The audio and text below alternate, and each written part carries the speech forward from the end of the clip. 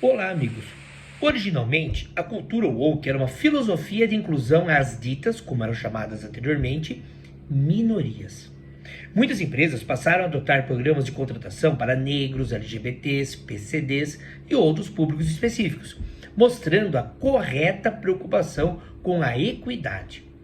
Porém, a cultura woke transitou por questões ideológicas e se perdeu. Passou a ser uma bandeira do radicalismo de esquerda.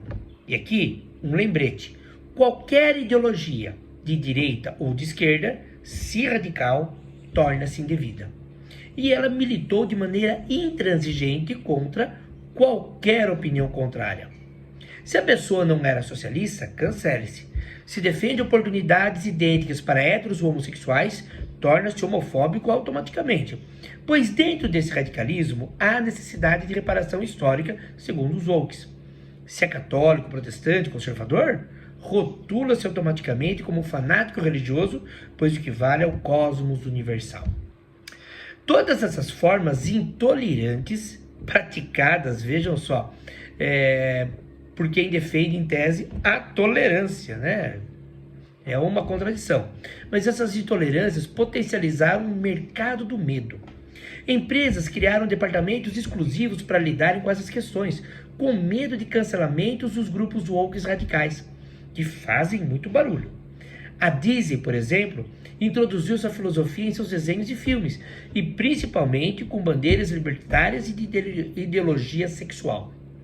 Depois de amargar prejuízos, trocou o presidente da empresa, que anunciou o fim da cultura woke na companhia. O termo woke significa, numa tradução livre, ter uma agenda acordada, despertada, no sentido de que o mundo tem um novo padrão comportamental, relacional, dentro das culturas modernas ou segmentos de filosofia New Age ou de nova era, como muitos preferem usar.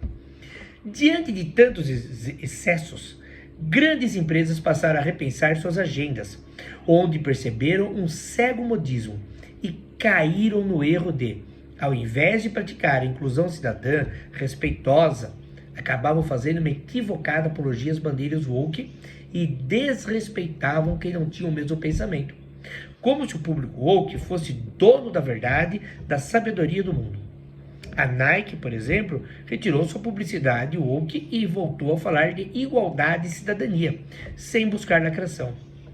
Tudo isso se potencializou ainda mais nos últimos dias.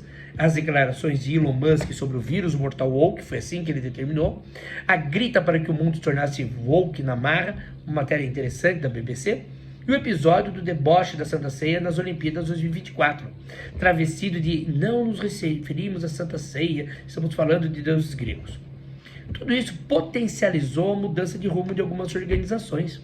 A Microsoft, por exemplo, demitiu o departamento woke da empresa, alegando que, para a cidadania e inclusão, já trabalha naturalmente com a causa, sem precisar levantar uma bandeira e ter tais custos, entre outras justificativas.